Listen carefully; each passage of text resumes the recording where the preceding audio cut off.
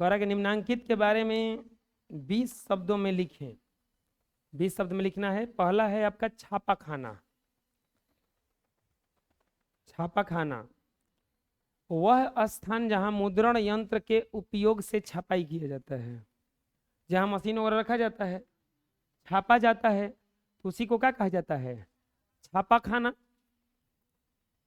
जैसे दवा खाना, दवाई होगा ना वहां पे, गौशाला, गाय होगी वहां पे, तो उसी तरह से होता है छापा खाना। वह स्थान जहां मुद्रण यंत्र के उपयोग से क्या किया जाता है? छपाई किया जाता है। गुटेनबर्ग, गुटेनबर्ग के बारे में लिखना है तो जर्मनी के मेंज नगर के कृषक जमींदार व्यापारी परिवार में जन्मा एक व्यक्ति जिसने मुद्रण कला के ऐतिहासिक शोध को संगठित एवं एकत्रित किया। यह गुटेनबर्ग एक ऐसा आदमी था जिसने मुद्रण कला के ऐतिहासिक शोध को संगठित एवं एकत्रित, मतलब कि सब कुछ ये मॉडल करने वाला कि ऐसा बनाया जाएगा, कि कौन था ये? गुटेनबर्ग था। बाइबिल किसको कहा जाता है? तो ईसाइयों का एक पवित्र धर्म ग्रंथ है जिसमें ईसा मसीह के बारे में क्या मिलता है? वर्णन मिलता है। जैसे हिंदू धर्म में गीता बहुत है, मुस्लिम में कुरान आता है, उसी तरह से ईसाई धर्म में बाइबिल आता है। तो ये ईसाइयों धर्म का एक पवित्र धर्म ग्रंथ है। इसके बाद में आता है रेशम मार्ग, किसको कहा जाता है? तो समरकंद पारसिया सीरिया मार्ग को रेशम मार्ग कहा जाता है। यह एक व्यापारिक मार्ग है। यह कौन सा मार्ग है? व्यापारिक मार्ग है। समरकंद पारसिया सीरिया मार्ग को क्या कहा जाता है?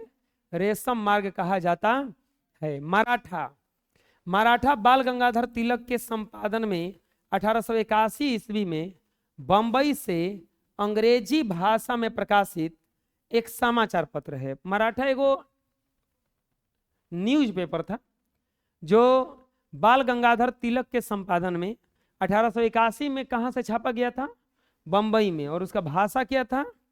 अंग्रेजी। भाषा क्या था उसका? अंग्रेजी।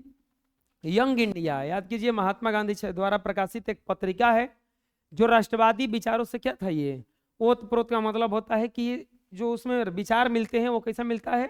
राष्ट्रवादी मिलता है। इसके बाद आता है वर्नाक्यूलर प्रेस एक्ट। 1878 ईस्वी में लॉर्ड लिटन द्वारा लाया गया एक प्रेस एक्ट था जो भारतीय भाषाओं में छपने वाले समाचार पत्रों एवं पत्रिकाओं को क्या करता है? प्रतिबंधित करता है। ये वर्नाक्यूलर प्रेस एक्ट जो था वो लॉर्ड लिटन ने लगाया था कि ये जो छाप रहा है उसको भी कंट्रोल किया जाए, कि उसमें कुछ हमारे विरोध छापने से क्या किया जाए? उसको रोका जा सके, मना किया जा सके। अगला आता है सर सैयद अहमद। इनके बारे में लिखना है 20 वर्ड में।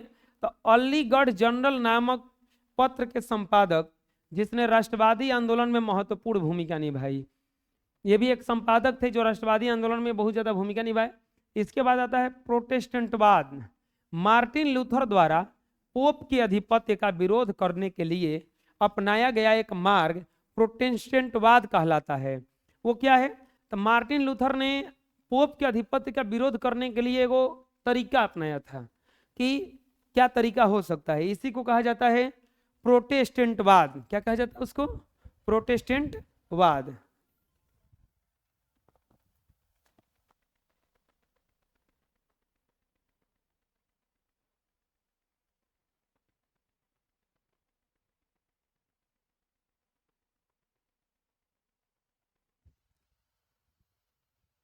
इसके बाद आता है मार्टिन लूथर।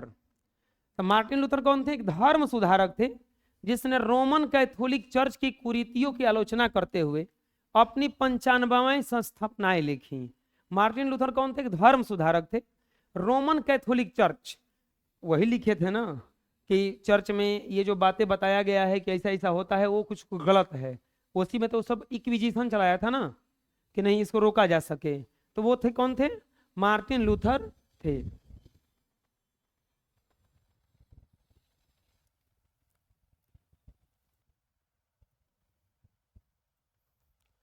गुटेनबर्ग अपने ज्ञान और अनुभव से टुकड़ों में बिखरी मुद्रण कला के ऐतिहासिक शोध को संगठित एवं एकत्रित किया। टाइपो के लिए पंच मैट्रिक्स मोल्ड, आदि बनाने पर योजनाबद्ध तरीके से कार्य किया। मुद्रण बनाने हेतु उसने सीसा, टीन, बिस्मत धातुओं से उचित मिश्र धातु बनाने का तरीका ढूंढ निकाला।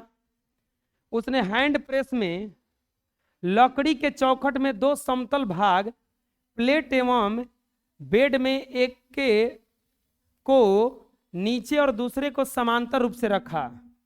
कंपोज किया हुआ टाइप मैटर बेड पर कस दिया गया और उस पर स्याही लगाकर कागज रखकर प्लेट्स द्वारा दबाकर मुद्रण कार्य को विकसित किया गया। कैसे किया उसने? उसने सबसे पहले क्या किया कि सीसा, टीन और बिस्मत धातुओं से मिला करके एक नया मिश्र धातु बनाया। ठीक, फिर दो गो समतल प्लेट बनाया। मैटर में इंक लगा करके, स्याही लगा करके जब प्रेस किया जाता था प्लेट द्वारा दबाकर, तो मुद्रण कार्य मतलब बताए थे ना कि जैसे दबा करके उसको फिर छाप दिया जाता था। जैसे आप देखे होंगे वो हाथ में मेहंदी उंदी चढ़ाता है गो, तो वो रखा रहता है सांचा और लेकर के बस ऐसे छाप देता है कलर में डुबा करके। तो उसी वैसा ही कुछ बनाया था वो, वैसा ही कुछ मुद्रण यंत्र बना दिया। छापा खाना यूरोप कैसे पहुंचा? तो लकड़ी के ब्लॉक द्वारा होने वाली मुद्रण कला समरकंद, पारसिया, सीरिया मार्ग, इसी को कहा जाता है रेशम मार्ग। इसी को क्या कहा जाता है? रेशम मार्ग। के से व्यापारियों द्वारा रोम में प्रविष्ट हुई।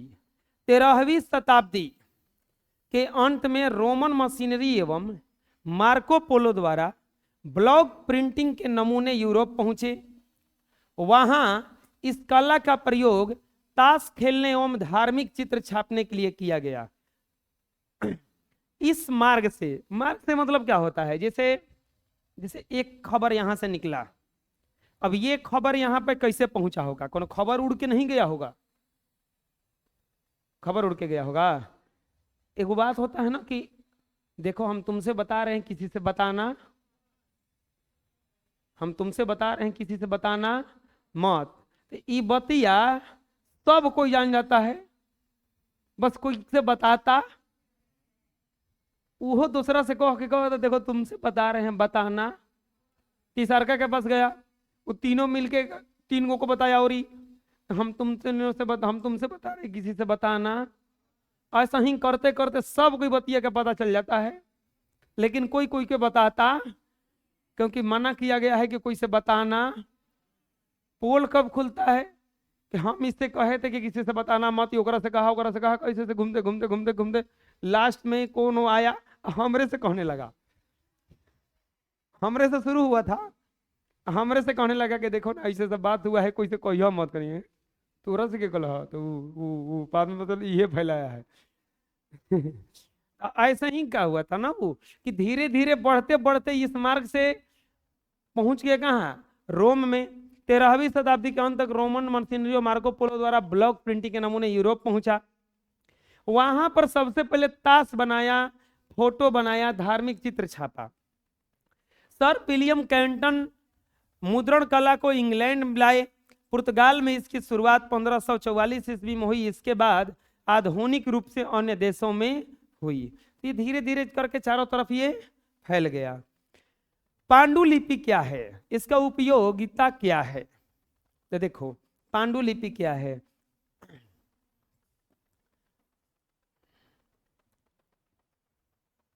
आप लोग कब कुछ लिख करके पेज पे रखिएगा अगर, तो वो साल 2 साल 5 साल के बाद थोड़ा सा खराब होने लगता है, होता है ऐसा, आर पार दिखने लगेगा वो।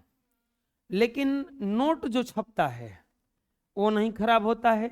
जो प्रिंटिंग होता है, ये सब, ये जो पेपर प्रिंट होता है, ये जल्दी खराब नहीं होगा। तीसरा चीज देखे होंगे किताब वगैरह। अब जैसे मेरे पास ये किताब है, ये 2016 में कि 17 में खरीदे थे, अभी जस का तस है, तनको खराब नहीं हुआ है। तो ऐसा ही एक पेपर होता था जो कहलाता था पांडुलिपि। क्या कहलाता था?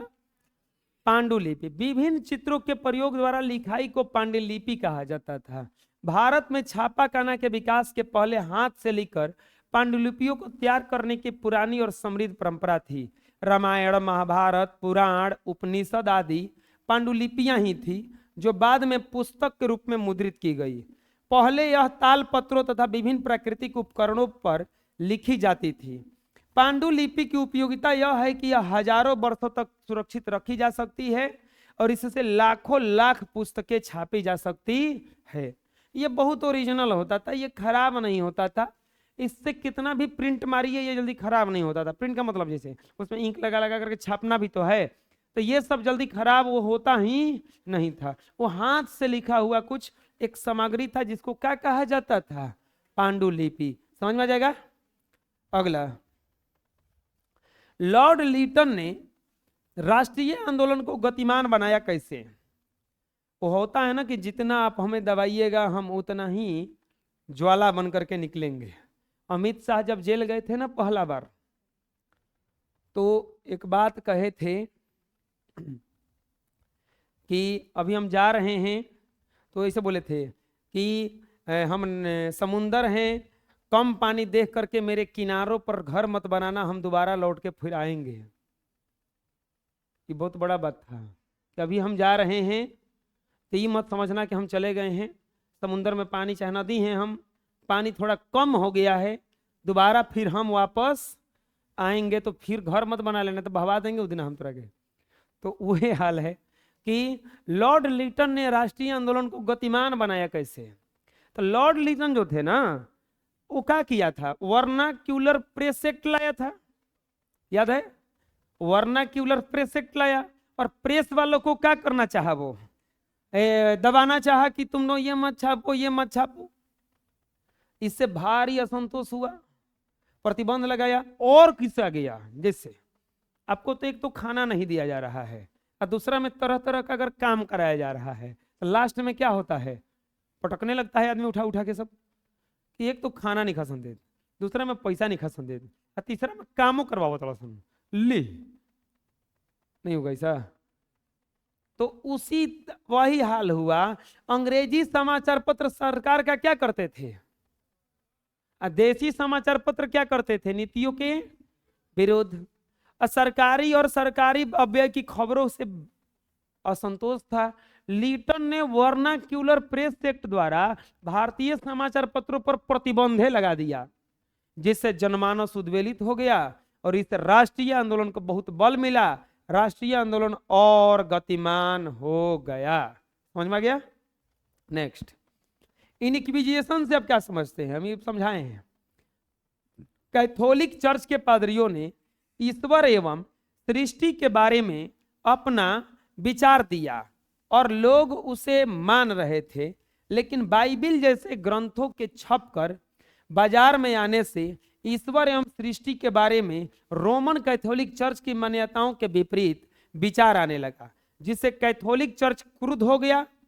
तथा कथित धर्म विरोधी विचारकों को दबाने के लिए एक आंदोलन शुरू किया गया, जिसे क्या कहा जाता है, इनक्विजिशन कहा जाता है। हुआ कुछ नहीं था, कैथोलिक चर्च वाले अपना विचार कहे थे कि देखिए भैया ऐसा है, ये ऐसे, ये दुनिया इस तरह से चलता है। लेकिन जब रियलिटी सामने आया तो सबको स्तब्ध रख गया, सबको उसका विरोध करने लगा। तो ये लोग उसके विरोध में एक कार्यक्रम चलाया, जिसे क्या कहा गया, बोलो, इनक्विजिशन। क्या कहलाया गया, इनक्विजिशन।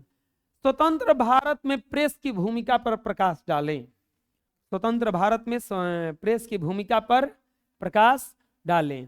तो स्वतंत्र भारत में प्रेस ने साहित्यिक सांस्कृतिक अभिरुचि जगाने में अपनी महत्वपूर्ण भूमिका निभाई।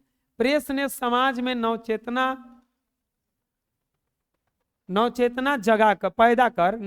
पैदा कर सामाजिक, धार्मिक, राजनीतिक एवं ज्ञान विज्ञान के क्षेत्र में क्रांति का सूत्रपात किया है। यह समाज को नित्य प्रति की उपलब्धियों से परिचित कराता है। आज प्रेस लोकतंत्र के चौथे स्तंभ के रूप में लोकतांत्रिक मूल्यों की रक्षा करने हेतु सजग प्रहरी के रूप में खड़ा है। प्रेस समस्त परंपराओं एवं मूल्यों का रक्षक तथा वर्तमान सामाजिक, वैज्ञानिक एवं राजनीतिक गतिविधियों को समझने एवं जानने के लिए मुख्य स्रोत के रूप में अपनी भूमिका निभा रहा है। आज कुछ भी दिक्कत होता है तो आदमी प्रेस वाले के पास चला जाता है, वो कुछ भी छाप सकता है, जिससे डर लगता है। नेताओं को सबसे ज्यादा डर प्रेस से लगता है, क्योंकि अगर कुछ भी गड़बड़, वो लोग तुम मुंह भी ठुसले रहता है एकदम माइक, तो कुछ बोला ना खाली, और उसकाता भी है कि आप देखिए ना लल्लू यादव के बारे में क्या कहना चाहते हैं, और तनको कुछ बोला, हेडिंग डालेगा ब्रेकिंग न्यूज, फलाना नेता ने फलाना नेता के बारे में ये कहा, अब हो गया, अब भर दिन चलाएगा। वो जो कहा था तो उन्होंने कहेगा कि अरे हम यूं कहे थे का, हम तो ऐसा ही कह दिए थे। हुआ था बीजेपी वालों में कि कह दिया एगो एकदम कि हम लोगों का 400 पार आएगा तो संविधान बदल देंगे, बना breaking news, breaking news, BJP वाली अब की बार संविधान बदल देंगे। हुआ गड़बड़, बेचारे मोदी का 400 पार का 240 पार नहीं करने दिया, तो वो गड़बड़ हुआ यहाँ से। तो ये लोग खोजते रहता है, इन लोगों को बहुत डर लगता है, बड़ी सोच संभल के बोलता है, बड़ी सोच संभल के बोलता है। बढ़िया है, फायदा है इससे कि थोड़ा किसी से तो डर लगे। भारतीय प्रेस के विकास में ईसाई धर्म के प्रचारकों का क्या योगदान है? भारत में प्रिंटिंग प्रेस की शुरुआत सबसे पहले पुर्तगाली धर्म प्रचारकों द्वारा 16वीं सदी में किया गया। जेसुएट पुजारियों ने कोंकणी नई पुस्तक छापी। कैथोलिक पुजारियों ने 1579 ईस्वी में पहली तमिल पुस्तक छापी। डच प्रोटेस्टेंटों ने कई किताबों को अनुवादित करके भी छापा। इस प्रकार भारतीय प्रेस के विकास में ईसाई धर्म प्रचारकों का बहुमूल्य योगदान है। ईसाई धर्म वाले क्या किए, तरह तरह के पुस्तक छापे। तो पुस्तक छापे तो मान लीजिए कि एक धर्म का कोई पुस्तक कोई छाप दिया तो प्रेस कैसे विकसित हो जाएगा। तो दूसरा धर्म वाला देखा, बोला अरे तू लोग अपना धर्म का पुस्तक छपवा दिया का, तो बोला हाँ, तो कहाँ छपवाया है, तो वो लोग भी छपवाने लगा। तो उससे क्या फायदा हुआ, प्रेस वालों को फायदा हुआ, वो धीरे धीरे विकसित नहीं होगा। जैसे मान लीजिए कि अब विकास का दुकान है, रवि गए अब मैगी खरीद के लाए, 2 मिनट में बन के जाता है मैगी, और 2 मिनट में खा के भर पेट आए। यहाँ पे पढ़े 3-4 घंटा, इनको भूखे नहीं लग रहा था। तो बगल में हो रवि किशन बैठा है, वो पूछा कि तोरा भूख काहे नहीं लगत, तो बताया कि दुकान पे, विकास के दुकान पे 2 रुपया में 2 मिनट में को मैगी में बन जाता है, जो 5 रुपया का मिलता है, वही खा के आए हैं। तो ये खोजत खोजत जाएगा, तो वही हलिया ये हुआ। समझ में आया, विकास समझ में आ गया। चलिए आपका मैगी अब ज्यादा बिकेगा, ठीक है, हमको भी ला के 2-4 को दे दीजिएगा, 7 वाला दीजिएगा, 5 वाला नहीं। 2 मिनट में बनता नहीं है, ऊपर लिखा रहता है ना जी, लिखा रहता है ना, 2 मिनट में लिखा रहता है ना। हो तो हम कौन चीज कर रहे हैं, हम लिखा हुआ पढ़ रहे हैं। अभी मैगी का फोटो दिखाए, ऊपर लिखा होगा 2 मिनट में।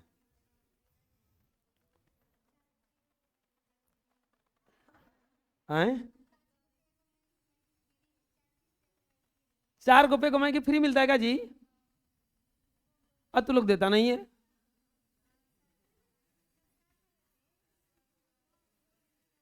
अरे हमको आज पता चला, इसके खिलाफ हम लोग आंदोलन करेंगे। आप चुप रहो, मैगी बचा, चुप रहो। भारतीयों द्वारा वर्नाक्यूलर प्रेस एक्ट का विरोध क्यों किया गया? भारतीयों द्वारा वर्नाक्यूलर प्रेस एक्ट का विरोध क्यों किया गया? 1878 ईस्वी में लॉर्ड लीटन ने वर्नाक्यूलर प्रेस एक्ट लाकर भारतीय प्रेस को प्रतिबंधित करने का प्रयास किया। इस प्रेस एक्ट का उद्देश्य देसी भाषा के समाचार पत्रों पर कठोर अंकुश लगाना था।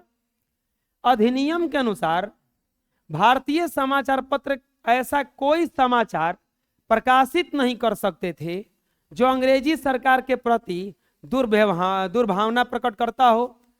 सरकार ऐसा समाचार छापने वाले अखबारों के संपादकों से बॉन्ड लिखवा सकती थी, उनसे जमानत भी ले सकती थी। इस कानून द्वारा प्रेस पर कठोर नियंत्रण लगाया गया। इस प्रतिबंध से बचने के लिए प्रकाशकों को अपने लेख की समीक्षा करानी आवश्यक थी। भारतीय राष्ट्रवादियों ने इस अधिनियम का कड़ा विरोध किया।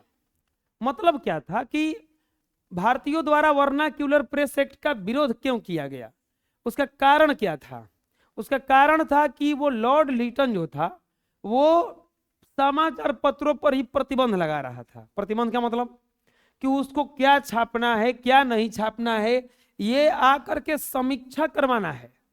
तो इसी पर सब खिसिया गया कि नहीं ऐसा होना नहीं चाहिए, और उस पर कठोर अंकुश के विरुद्ध क्या करने लगा, सब कोई विरोध करने लगा कि ये ऐसा होना नहीं चाहिए।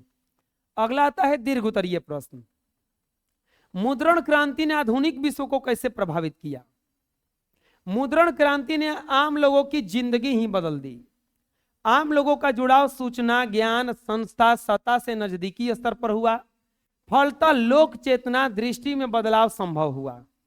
मुद्रण क्रांति के फलस्वरूप किताबें समाज के सभी वर्गों तक पहुंच गई। किताबों की पहुंच आसान होने से पढ़ने की नई संस्कृति विकसित हो गई।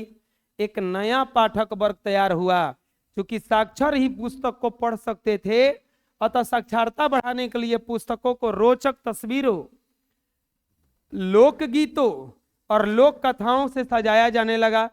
पहले जो लोग सुन करके ज्ञान अर्जन करते थे, अब वे पढ़ कर भी कर सकते थे। इससे उनके अंदर तार्किक शक्ति का विकास हुआ, उनमें तार्किक शक्ति आ गई। लोगों को पढ़ा समझने के लिए तरह तरह के तस्वीरों से, गीतों से उसको सजाया जाने लगा।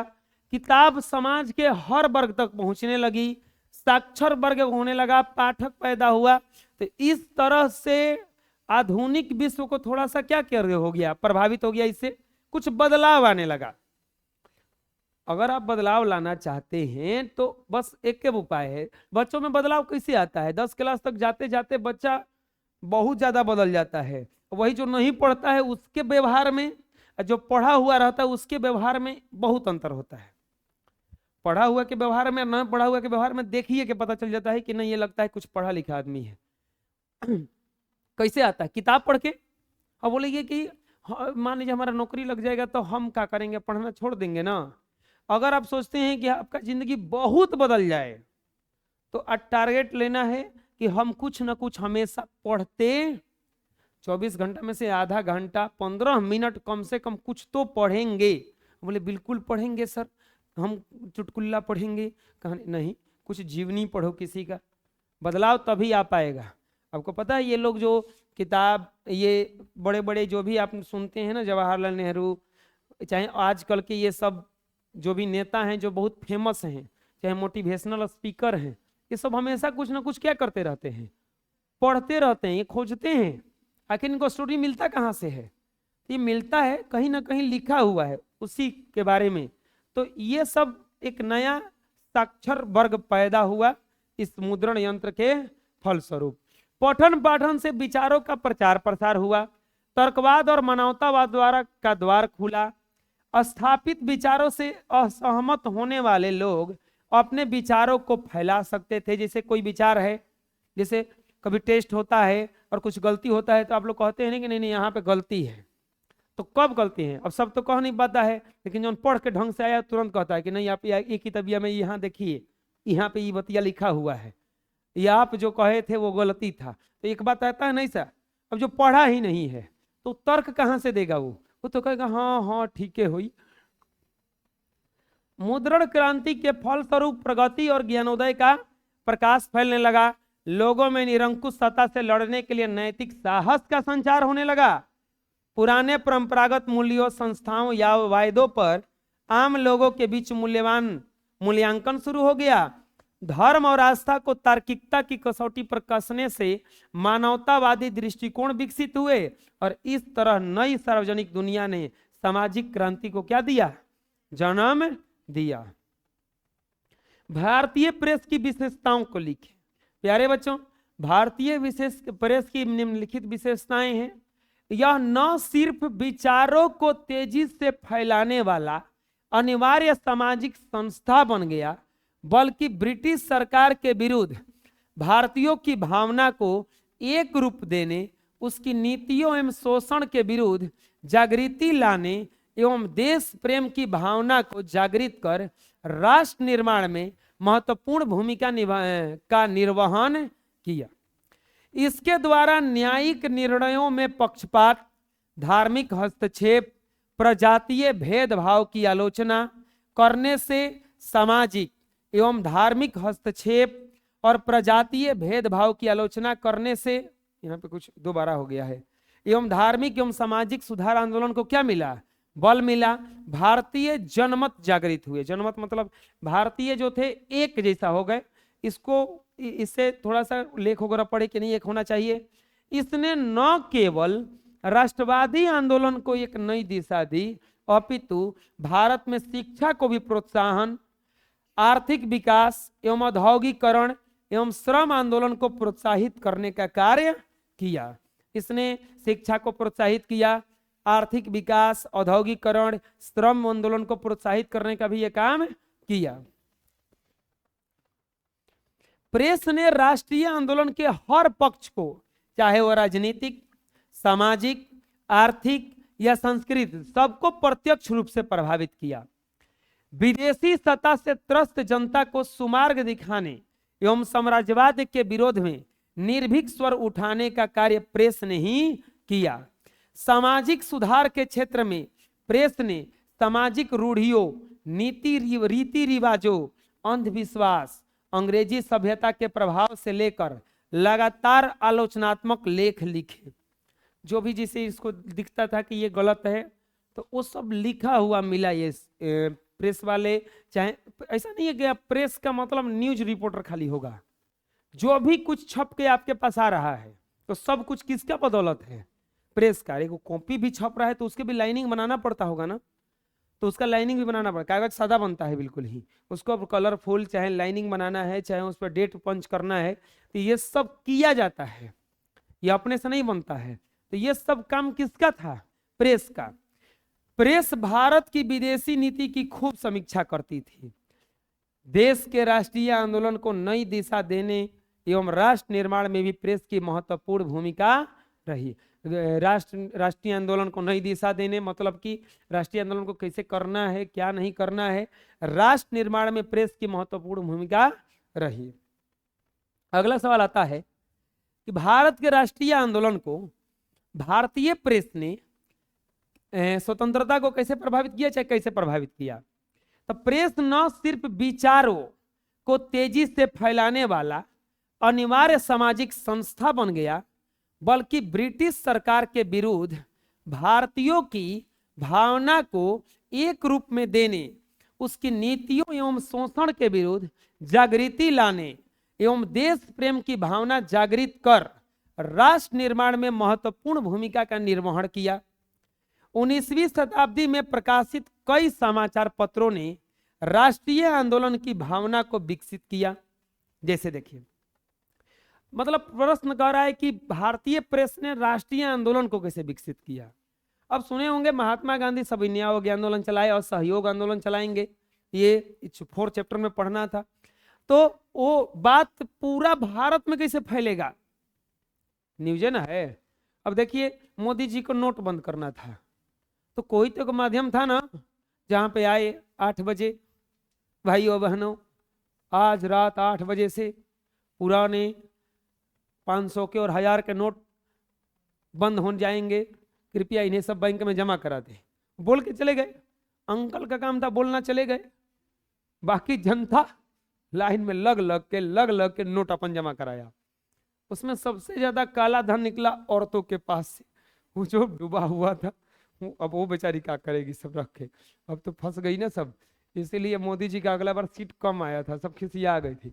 मान लो कोनो 10,000 20,000 काला धन गाड़ के रखी है, वो आंकड़ा में नहीं है। अब वो जमा कराने तो जाएंगी ना, नहीं तो ऐसे ही भी क्या हो जाएगा, वो इलीगल हो जाएगा, कोनो फायदे नहीं बचेगा। तो ये हुआ, तो प्रेस के माध्यम से छपा दिया जाता है कि ये काम होने वाला है। 1858 ईस्वी में विद्यासागर, ईश्वर चंद्र विद्यासागर ने बंगाली में साप्ताहिक पत्रिका सोम प्रकाश का संप्रकाशन किया, जो राष्ट्रवादी विचारों से ओतप्रोत था, जिसे नीलहे किसानों के हित का जोरदार समर्थन किया। 1858 ईस्वी में ईश्वर चंद्र विद्यासागर ने सोम प्रकाश एक पत्रिका है, इसका क्या किया इन्होंने, प्रकाशन किया। और प्रकाशन किया तो उस पर वो पत्रिका जो भी पढ़ता था उसको लगता था कि नहीं, ये अंग्रेजी सरकार गलती कर रहा है। तो मान लीजिए गलती कर रहा है तो थोड़ा सा पढ़िएगा चाहे सुनिएगा, गुस्सा आएगा कि नहीं आएगा कि ये गलती काहे कर रहा है। 1868 ईस्वी से मोतीलाल घोष के संपादन में अमृत बाजार अंग्रेजी बंगला साप्ताहिक पत्रिका के रूप में बाजार में आने लगा। इस भारतीय प्रेस के इतिहास में महत्वपूर्ण स्थान है।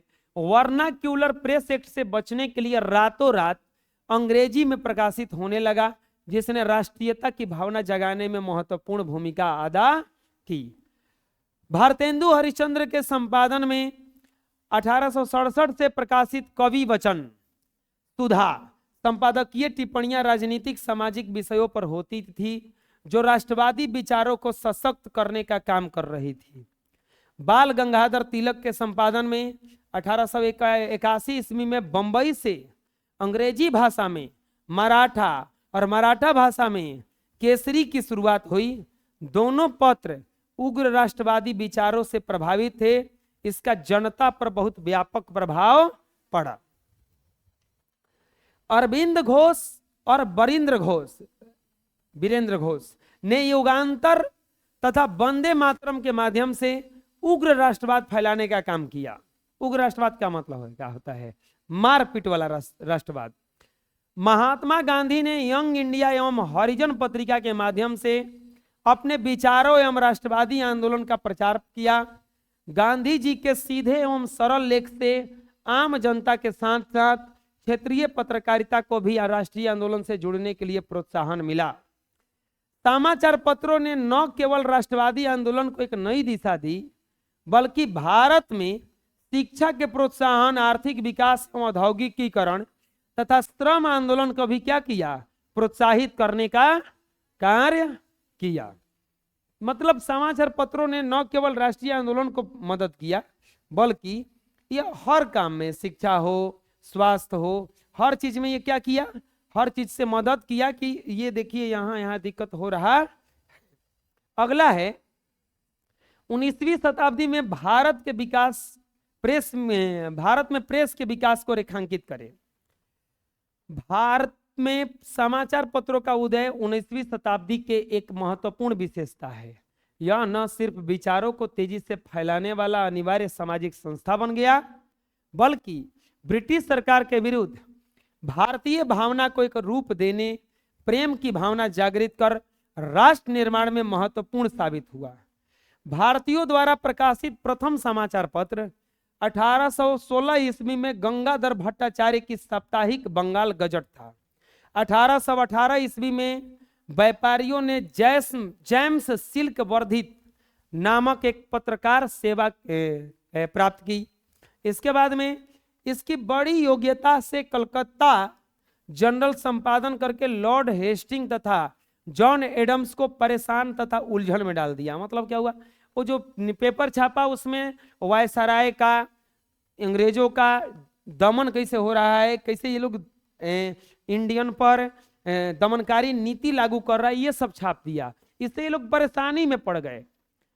बकिंघम ने अपने पत्रकारिता के माध्यम से प्रेस को जनता का प्रतिनिधि बनाया। इसने प्रेस को आलोचनात्मक दृष्टि अपनाने, जांच पड़ताल करके समाचार देने तथा नेतृत्व प्रदान करने की प्रवृत्ति किया। अनेक प्रगतिशील राष्ट्रीय प्रवृत्ति के समाचार पत्रों का प्रकाशन प्रारंभ हुआ। इन समाचार पत्रों के संस्थापक राजा राम मोहन राय थे। उन्होंने सामाजिक धार्मिक सुधार आंदोलन को हथियार भी बनाया। 1822 ईस्वी में बंबई से गुजराती भाषा में दैनिक बंबई समाचार निकलने लगे। द्वारकानाथ टैगोर, प्रसन्न कुमार तथा राजा राम मोहन राय के प्रयास से 1830 में बंगदत्त की स्थापना हुई। 1831 में जामे जमशेद, 1851 ईस्वी में गुफ्तार और अखबार और सौदागर का प्रकाशन आरंभ हुआ। इस तरह से ये पूरा समाचार पत्रों का पूछ रहा है कि किस तरह से विकास हुआ। तो ये अलग अलग लोग अलग अलग टाइप के प्रकाशन किए, जो अभी तक कुछ कुछ जिंदा हैं और कुछ कुछ खत्म हो गया, कुछ कुछ का नाम वगैरह क्या कर दिया गया, बदल दिया गया। ठीक है, इसमें इतना ही क्वेश्चन आंसर था।